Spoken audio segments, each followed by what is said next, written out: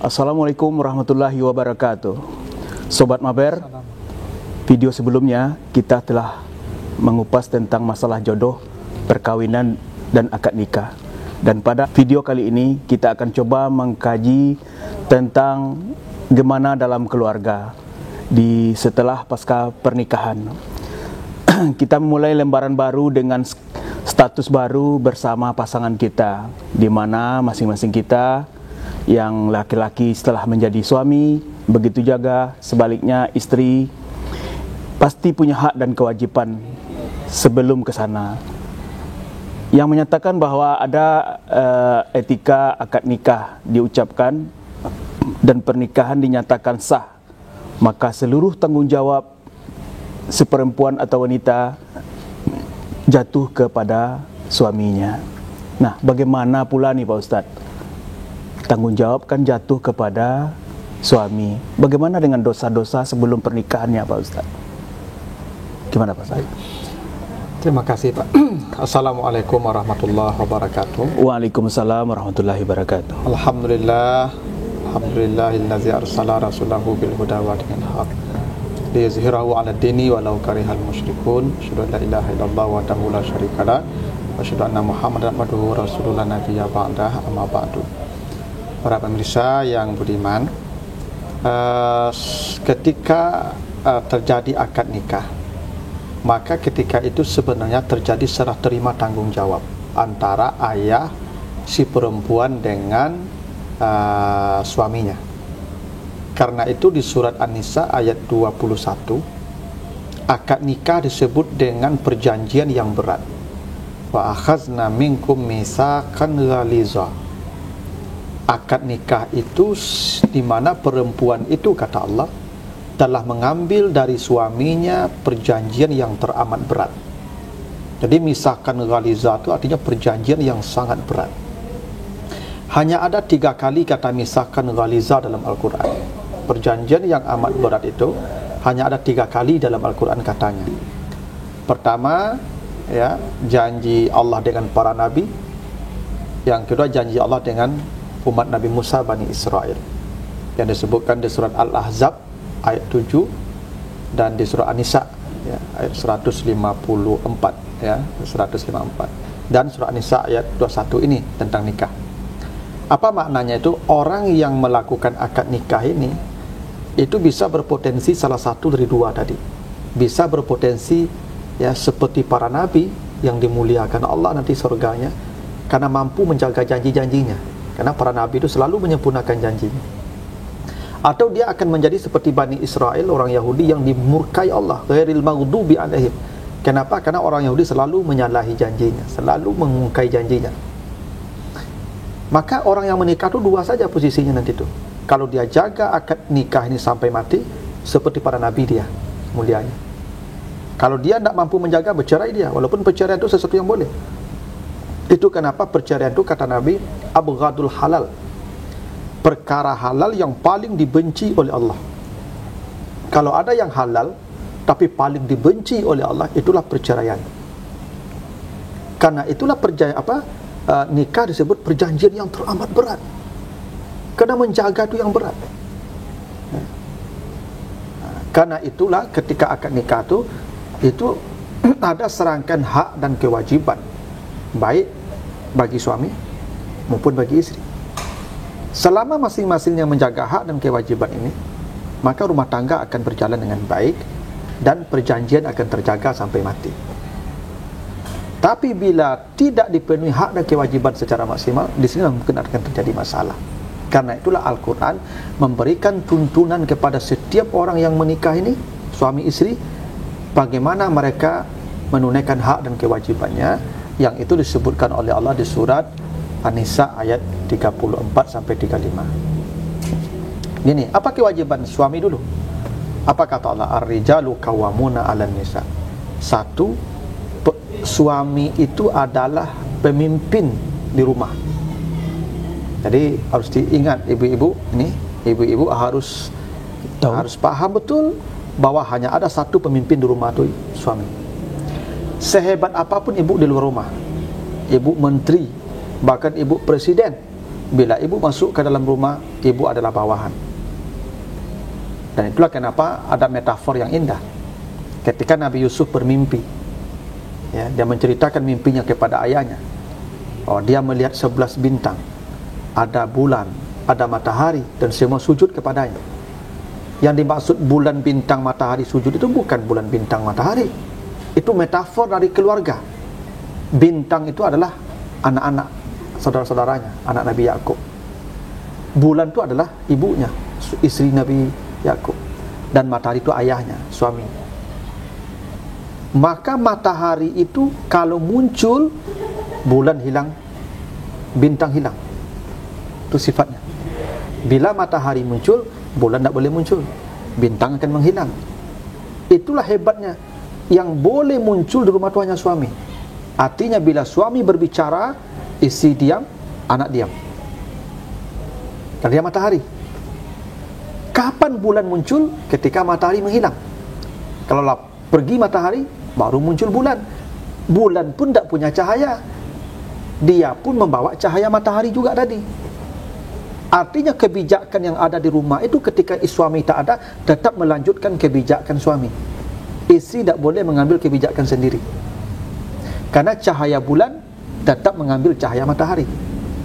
Artinya apapun dilakukan seorang istri di rumah itu, ketika suaminya tidak di rumah, tetap dalam koridor mematuhi, menjalankan garis apa yang ditetapkan oleh sang matahari atau suaminya. Itu metafor yang sangat indah.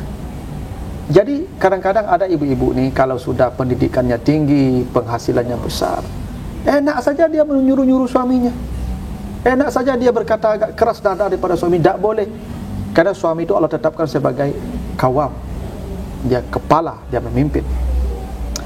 Kenapa? Kenapa laki-laki disebut Allah sebagai pemimpin, dijadikan Allah pemimpin? Ada dua sebabnya. Pertama, bima faddalallahu ba'dahum ala ba'din. Allah melebihkan laki-laki yang tak dilebihkan untuk perempuan. Apa kelebihan laki-laki? Paling tidak dua. Ada kelebihan fisik. Secara fisik dia kuat, makanya badannya berotot, tulangnya keras. Ya, maka laki-laki itu kan diciptakan min salsalin kal fakhar. Secara fisik laki-laki diciptakan dari tanah keras seperti batu bata, keras. Makanya pak-pak tu kare, badan kare, ya, otot kare, kepala kare, ya, suara keras kare. Karena memang bapak-bapak diciptakan dari batu bata. Kalau ada bapak-bapak lembek, lunak, itu dari batu bata lah tu. Jadi, ya, karena begitu dah diciptakan Allah dia. Nah, dia harus keras. Itu makanya bapak-bapak ini jarang mau menerima saran ibu-ibu juga, ya. Karena itu wataknya begitu, ya. Nah, secara akal dia juga begitu. Laki-laki diberikan oleh Allah kelebihan akal. Makanya ada riwayat, walaupun orang berdebat tentang riwayat ini benar atau sahih atau tidaknya, katanya laki-laki diciptakan dengan 99 akal, satu nafsu. Perempuan sebaliknya, nafsu 99, akalnya satu. Itu makanya ibu-ibu ini, ya, jarang menggunakan logikanya, dia lebih banyak menggunakan rasanya. Itu maka cocok mengasuh anak di rumah. Nah, pakai rasanya lebih banyak. Kalau bapak-bapak, enggak, logikanya banyak. Kalau anak menangis, bapak akan bertanya, kenapa kamu menangis? Karena logika, logis. Kalau ibunya, kalau anaknya menangis, enggak, diusap-usap dengan rasa. Jadi memang laki-laki berbeda dengan perempuan, karena dia diberikan oleh kelebihan. Makanya soal harta kan yang memiliki laki-laki. Bahkan kalau warisan pun laki-laki 2 kali perempuan kan. Iya. Kalau laki-laki semua, kalau laki-laki satu, anaknya dapat semua dia. Tapi kalau perempuan saja satu, separuh saja kasih. Kenapa? Karena perempuan tidak cukup, ya, kapasitas mengelola aset kekayaan, karena dia punya kelemahan, punya kekurangan-kekurangan. Jadi laki-laki diberikan hak kepemimpinan karena dia memang diberikan kelebihan oleh Allah. Nah, alasan yang paling penting juga yang kedua, wa bima anfaqu min amwalihim, karena dia wajib memberikan nafkah. Jadi mulai dari ujung rambut sampai ujung kaki istrinya itu tanggung jawab dia. Itu kenapa ijab kabul itu sebenarnya itu serah terima. Ini anak saya ini, kata bapaknya, dari ujung rambut sampai ujung kaki saya tanggung dulu, ya. Sekarang saya serahkan kepadamu tanggungannya. Saya terima, Pak, anak bapak ini, saya tanggung pula dia seperti bapak menanggung dia. Itu hakikatnya, Pak, ijab kabul itu. Makanya nih para laki-laki nih sebelum menikah dengan seorang perempuan itu, tanya bapaknya dulu tuh, berapa belanjanya sebulan, berapa beli baju setahun, berapa ininya, pick upnya. Jangan sebelum menikah dengan kita berasih bentuknya Pak, licin bakile. Lah menikah jawab wakabui bentuknya Pak, ya, lah lumut-lumutnya. Banyak kebutuhannya yang kurang. Nah, bagaimana dengan dosa istri yang sebelum pernikahan ini Pak Ustadz? Apakah memang jadi tanggung jawab suaminya yang baru atau gimana Pak Ustadz? Begini, dosa seorang anak itu sebetulnya memang menjadi tanggungan orang tuanya, ayahnya, ya. Kalau dia tidak mendidik anaknya, itu kenapa nanti di akhirat kata Allah, seorang ayah lari nampak anak, ya, yauma yafirul mar'u min akhi wa ummihi wa abi wa sahibatihi wa bani. Jadi manusia nanti ada yang lari ayah, lari nampak anak, suami lari nampak istri. Kenapa? Karena dosa anak itu akan dibebankan ke ayahnya kalau dia tidak mendidik anak-anaknya. Begitu juga istri, dosanya akan ditanggung oleh suaminya kalau dia tidak mendidik, ya, suaminya, atau membiarkan suaminya jatuh dalam dosa sementara dia tahu. Dia biarkan saja, dia tahu istrinya berdosa, maka dosa itu akan ditanggung oleh suaminya. Apa dasarnya dosa seorang istri ditanggung oleh suami? Gini, dalam hadis sahih ada seorang sahabat mengadu kepada Nabi. Apa yang diadukannya? Ya Rasulullah, saya di bulan Ramadan tuh ada, bahasa kitanya apa ya, terlanjur. Bulan Ramadan kan tidak boleh berhubungan suami istri kan? Iya. Lalu dia terlanjur melakukan hubungan suami istri di bulan Ramadan, ya. Kata Nabi, kalau begitu engkau wajib memerdekakan budak. Engkau wajib memerdekakan budak, ya. Lalu katanya budak mahal, bagaimana saya merdekakan budak? Kalau begitu engkau wajib puasa 2 bulan. Jangankan 2 bulan, sebulan saja sudah begini. Kalau begitu engkau beri makan 60 orang miskin. Apa kata? Yang paling miskin saya. Yang paling miskin saya. Kata Nabi, diambil korma sekantong, dibawakan ke ini orang, kau pulanglah berikan ini ke istrimu, itulah kafaratmu. Jadi yang memberi kafarat kalau terjadi pelanggaran kan suami istri yang berdosa tadi itu. Iya. Dia akan melakukan kesalahan berdua itu. Berdua. Tapi yang dibebankan dosa Laki-laki. Suaminya. Yang dibebankan berkafarat suaminya. Istrinya bebas. Tidak. Istri tidak berkafarat. Hanya suaminya saja yang berkafarat. Itu artinya dosa seorang istri ditanggung oleh suami. Nah, itu kenapa Nabi Adam, ya, Nabi Adam ketika berdosa dengan ketika dilarang mendekati pohon, berdua dilarang. La taqraba hazihi syajarah. Ya, jangan kalian berdua mendekati ini pohon. Jadi larangannya berdua nih, Adam dan Hawa. Jangan kalian berdua. Tapi ketika Adam sudah bersalah dengan Siti Hawa, yang bertobat hanya Nabi Adam. Fatalaqqa Adam min rabbihi bikalimat. Adam bertobat kepada Allah. Istrinya disebut bertobat. Ya, fataba alaihi, bukan fataba alaihima. Fataba alaihi. Allah menerima tobat atasnya Adam, bukan atas mereka berdua. Itu artinya kesalahan yang dilakukan berdua, itu dosanya ditanggung suami sendiri. Jadi betul kalau ada yang mengatakan dosa istri ditanggung suami, betul kalau dia membiarkan suami istrinya berdosa dan tak pernah mendidik istrinya, tak pernah menasihati istrinya. Dia tahu istrinya keluar rumah tak menutup aurat, tampak oleh dia, dibiarkan, maka ditanggunglah suaminya. Kan ada sebagian orang tuh, istrinya dibonceng di motor, istrinya pakai rok mini, tak pakai jilbab, nampak oleh orang itu berdosa kan? Orang melihat dia berdosa, dia pun memperlihatkan auratnya ke orang berdosa. Semua dosa itu ditanggung suaminya itu. Kenapa suaminya biarkan? Itu tanggung jawab namanya. Karena kalau sebawahan salah, yang ditangkap di atasannya lah. Ya. Nah, jadi sebelum menikah itu dosanya bapaknya yang tanggung. Kalau bapaknya tidak mendidik, begitu diserahkan ke suaminya, sejak hari itu dia ditanggung suaminya sampai mati. Makanya ibu-ibu kan tidak banyak amalnya. Ibu itu amalnya 2 saja tuh.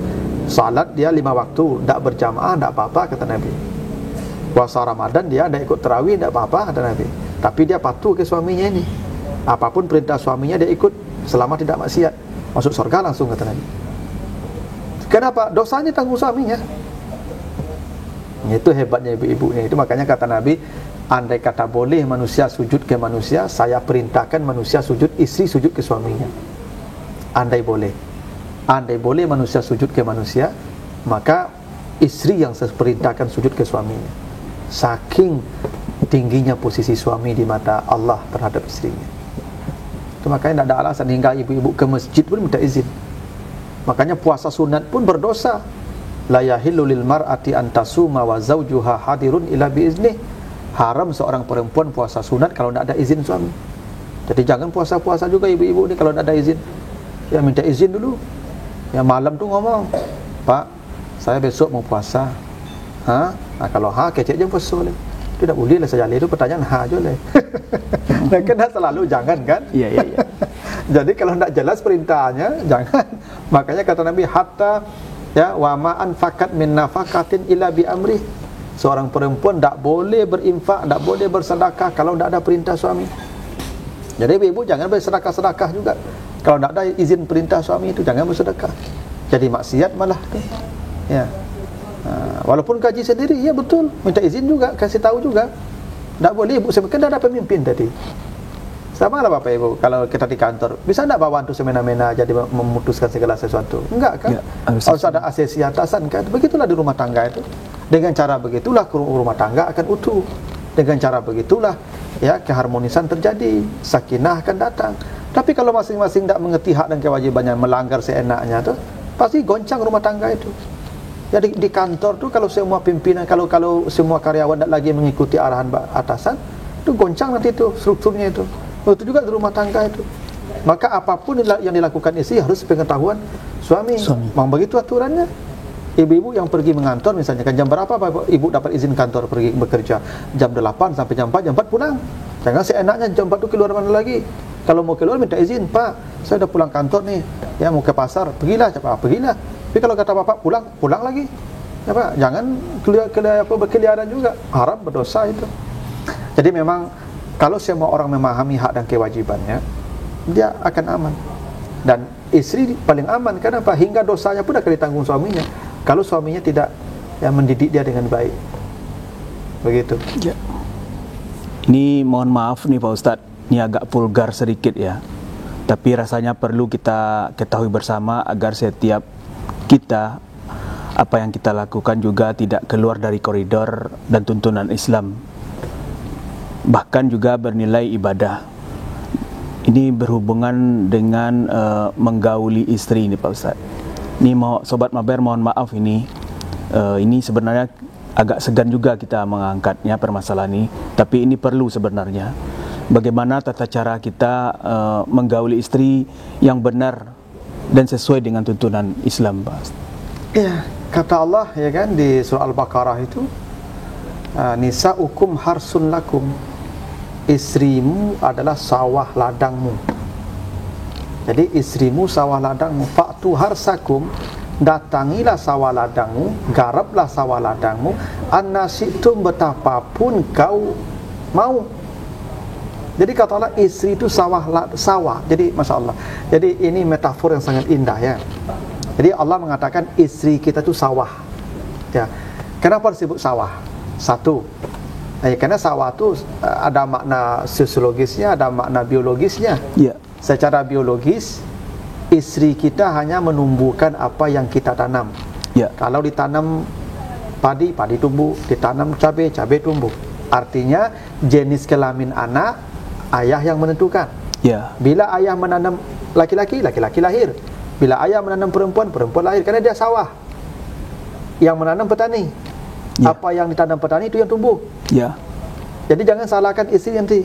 Kalau perempuan sana, itu ambo tambah orang rumah supaya dapat laki-laki. Ya jangan. Yang salah bapak itu. Ya. Karena istri itu hanya sawah saja tuh. Ya. Jangan ditambah pula.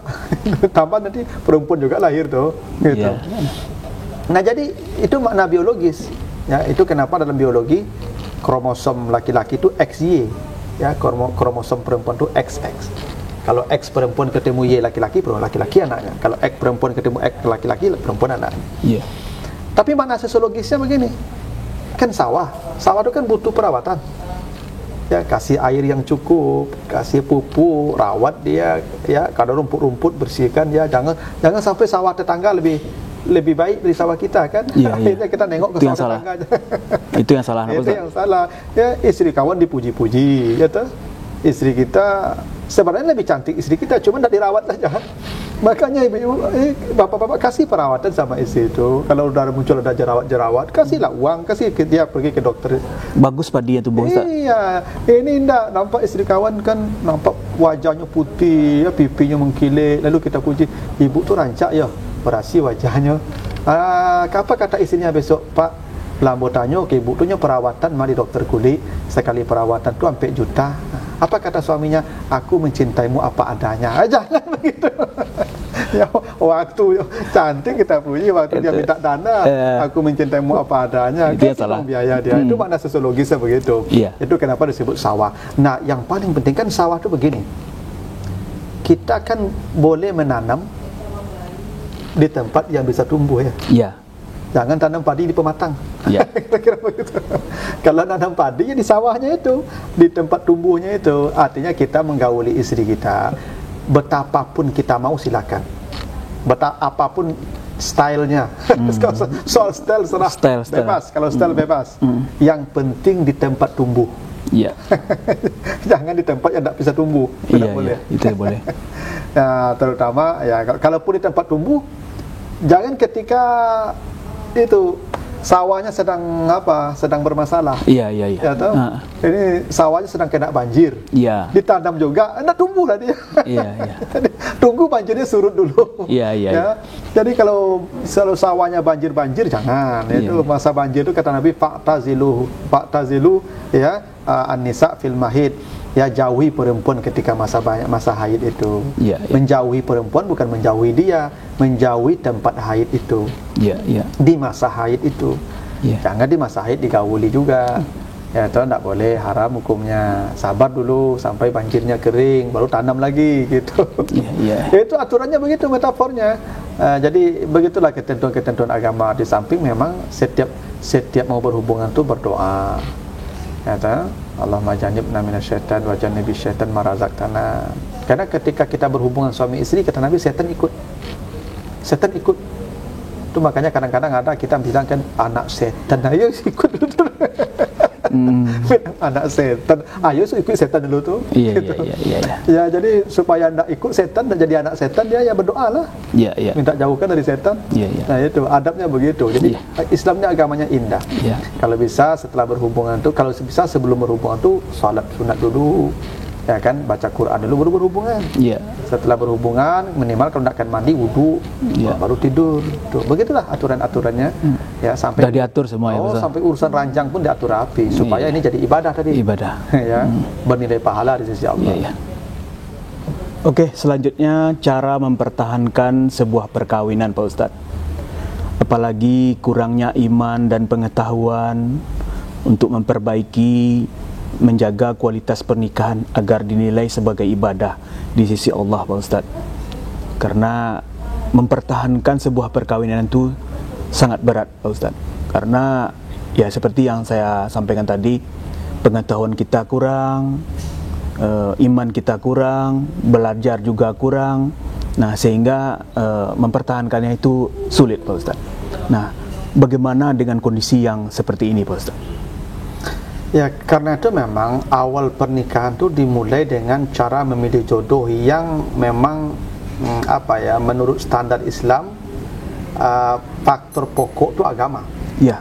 Karena kata Nabi, nikahilah perempuan karena 4, karena cantiknya, karena kayanya, karena nasabnya, karena agamanya. Maka fazfar bizatiddin, yang paling beruntung kalau dia pilih agama. Ya. Karena dengan agama inilah rumah tangga itu akan menjadi utuh, walaupun tidak selalu ya. Ya.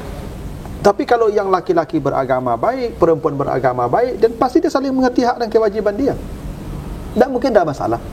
Masalah itu terjadi kalau salah satunya agamanya kurang atau dua-duanya memang kurang agamanya. Karena faktor penting yang menjamin keutuhan rumah tangga itu agama. Nah, cuma kadang-kadang kan kita dapat sudah keadaannya udah begitu. Memang segitulah apanya kan keagamaannya. Nah, tugas seorang suami mendidik. Itu kenapa di Al-Baqarah di surah An-Nisa 34 35 tadi, bila istrimu durhaka, istrimu membangkang, istrimu tidak tunduk pada ajaran agama, maka perintah pertama fa'izuhunna, engkau sebagai suami beri dia pelajaran yang baik. Maka suami yang wajib mengajar. Itu makanya laki-laki wajib dengar ceramah, majelis taklim, pengajian, laki-laki yang wajib. Karena dia yang diperintah Allah mendidik istrinya di rumah. Makanya perintah Allah kalau istrimu durhaka, fa'izuhunna, didik dia, kasih nasihat dia. Itu kewajiban suami itu. Kalau dia masih durhaka lagi, wajuruhunna fil madaji, boleh pisah ranjang. Mau durhaka lagi, fadribuhunna, boleh dikasih sanksi. Ya tak? Nah, yang terakhir kalau juga tidak, fab'asu hakaman min ahlihi wa hakaman min ahliha. Cari mediator. Datangi bapaknya, datangi bapak kita, curhat ke hakim. Siapa dua hakim yang menikahkan kita dulu. Jadi kalau ada saya masalah dengan istri saya tidak boleh curhat ke ibu. Saya curhat ke bapak. Begitu idealnya. Jadi kalau saya ada misalnya bertengkar dengan istri saya, nah itu saya datang ke bapak saya atau datang ke bapak istri saya curhat. Kenapa tak boleh ke ibu? Karena itu ibu dia emosional, akal ibu kok tak cukup. Saya kalau lapor ke ibu saya, datang, baca mak, ikolah mak, orang rumah ambu masalahnya, madeko ala bari mana masalahnya. Kecik mak ambu, dari dulu ni kecik engkang lagi, tangkanya, itu balik mak. Orang cari saya lagi, berkuring cari ni mereka. Kalau amak begitu tuh. Tapi kalau kita datang ke bapak kita, pak siapa? Ikolah pak masalah ambo lah bari bana orang rumah. Apa masalahnya? Orang rumah ambo medeko. Bercerita kan? Abak ambo mengganggu sih. Lah panjang ambo bercerita, kecik abak ambo mau hilang. Amaang labir itu le macam. Waduh. Ternyata bapak saya lebih menderita dari saya. Ayo saya pulang aja tuh. Bapak saya ada puluhan tahun menderita ternyata. Ya kalau bapak lebih lapang lah cara pandangnya. Ya kalau ibu. Kalau yang perempuan gimana Pak Ustaz? Kemana dia ngadu ke ibu? Ke bapak juga? Ke bapak juga ya. Karena kalau ibu pilihannya begitu. Jalan pintas saja. Jalan pintas. Kalau bapak enggak. Ya, kalau bapak enggak. Dia ada pandang yang luas. Dia enggak emosional, dia rasional kalau bapak. Ya, tentu dari mediasi dulu. Walaupun ada tidak semua ibu-ibu juga ya yang begitu, tapi dominannya ibu-ibu. Kalau anaknya tersiksa, dia tersiksa duluan tuh. Dia langsung emosi itu. Kalau sempat anaknya susah, dia lebih susah lagi dari anaknya itu. Nah, itu makanya ya jangan ke ibu. Karena itu bukan satu yang buruk itu. Ibu begitu tuh bukan buruk. Ini memang dia emosi melihat anaknya sakit. Ya tuh. Nak mau terima. Tak terima dia anaknya disakiti. Itu makanya jalan pintas disuruhnya itu. Makanya curhatnya ke bapak. Ternyata bapaknya dah lama pula menderita. Gitu. Ini lagi satu Pak Ustadz. Jika dalam suatu perkawinan tu kalau boleh dibilang tidak dikaruniai anak nih Pak Ustadz. Bagaimana pula cara menjaganya nih Pak Ustadz? Soalnya ini akan terjadi permasalahan perceraian karena tidak juga dikaruniai anak gitu loh. Sementara istri pingin punya anak, bapak tidak bisa, begitu juga sebaliknya Pak Ustadz. Nah, gimana cara menyikapinya? Apakah yang terbaik dilakukan Pak Ustadz? Jadi soal punya anak tidak punya anak itu bukan soal wewenang kita ya. Iya. Itu wewenang Allah. Allah yang menjadikan orang ini mandul, Allah pula yang menjadikan orang ini punya keturunan. Allah yang memberikan kepadanya laki-laki, Allah memberikannya perempuan, Allah yang memberikan juga dua-duanya. Ya. Yahabu liman yasha'u inasan wa yahabu liman yasha'u zukur wa yuzawwiju inasan wa zukur wa zukran. Itu Allah punya wewenang, tidak kita. Karena itu kalau agama yang menjadi patokan menikah tadi, tidak ada masalah.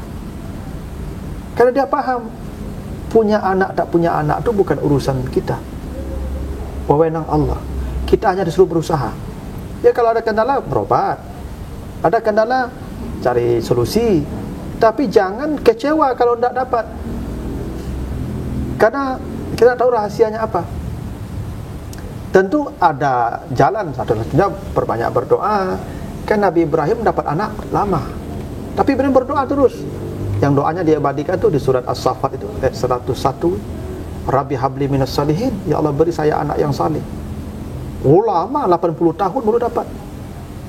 Nabi Zakaria juga begitu. Rabbi habli min ladunka dzurriyyatan thayyibah. Begitu doa Nabi Zakaria itu. Ya. Di surat Maryam, di surat Ali Imran. Ya Allah beri saya anak.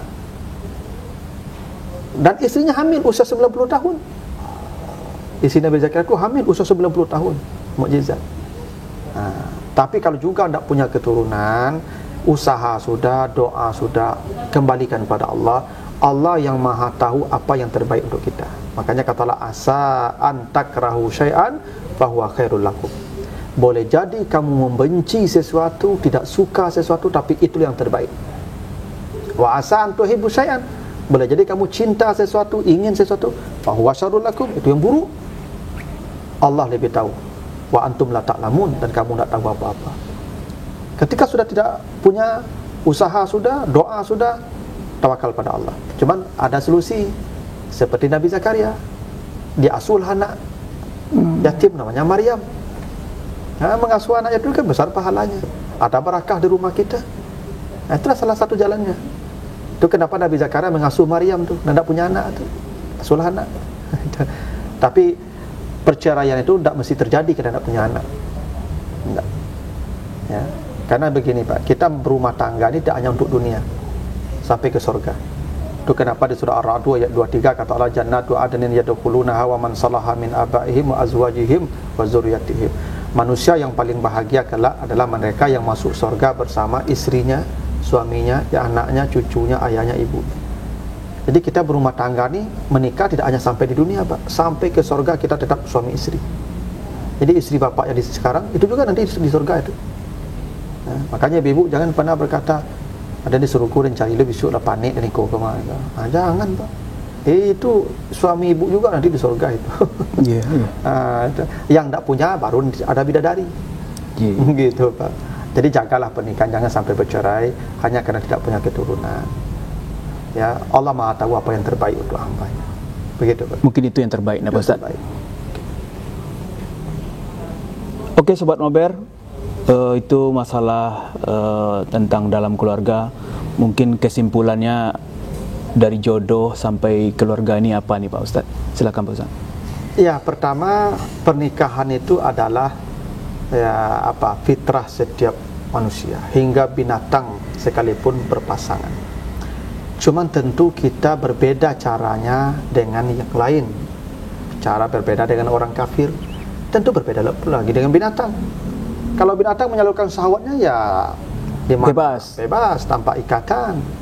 Orang kafir juga kadang cerai nikah itu sesuatu yang biasa, gampang. Bahkan serumah tanpa ada ikatan juga gampang bagi mereka. Kita tidak. Bagi kita pernikahan itu adalah ibadah. Begitu kita menikah, maka kita sedang melakukan sesuatu kebaikan yang paling besar, yang bahkan separuh agama kita ada di situ. Maka hati-hati dalam memilih jodoh. Kalau kita sudah memilih jodoh, jaga baik-baik. Ada masalah, selesaikan baik-baik. Yang penting agama jangan pernah lepas di rumah tangga. Karena itu kata Nabi, ya, jadikan rumahmu itu seperti surga kan? Iya. Ada yang mengatakan apa? Baiti jannati kan? Artinya jadikan rumahmu seperti surga. Kalaupun tak ada surga di sana, walaupun tak mungkin tak ada ya, cukup dunia ini kamu bangun surga dengan istrimu. Bagaimana cara membangun surga? Rumah tangga kita seperti surga. Ada contohnya, ada rumah tangga Nabi, ada rumah tangga itu para sahabat seperti Ali dan Fatimah. Mereka bahagia bukan karena materi yang banyak, bukan karena kekayaannya, tapi karena agamanya, karena ketaatannya. Karena itu masing-masing istri dan suami harus selalu mendekatkan diri kepada Allah, ya, karena hanya itu membuat kita bisa kuat menghadapi goncangan-goncangan di rumah tangga itu. Karena kita berumah tangga itu seperti mengarungi lautan lepas. Kadang cuaca tenang, senyum tertawa kita melihat bagusnya cuaca, laut yang tenang, bahagia belayar. Tapi ada kala akan datang ombak, gelombang besar, badai, dan disitulah dituntut ketangkasan dan kesabaran sang nahkoda dan penumpang. Kalau penumpangnya panik, saling menyalahkan, nakodanya panik, kapal akan tenggelam. Ketika goncangan datang, semua tetap tenang. Nakoda tenang, penumpang tenang, berdoa pada Allah, mudah-mudahan badai cepat berlalu. Insya Allah Pulau Harapan akan segera kita jajaki. Begitu. Terima kasih Pak Ustadz. Oke Sobat Mabar, kita udah begitu panjang lebar kita bicarakan, kita angkat masalah perkawinan dan rumah tangga.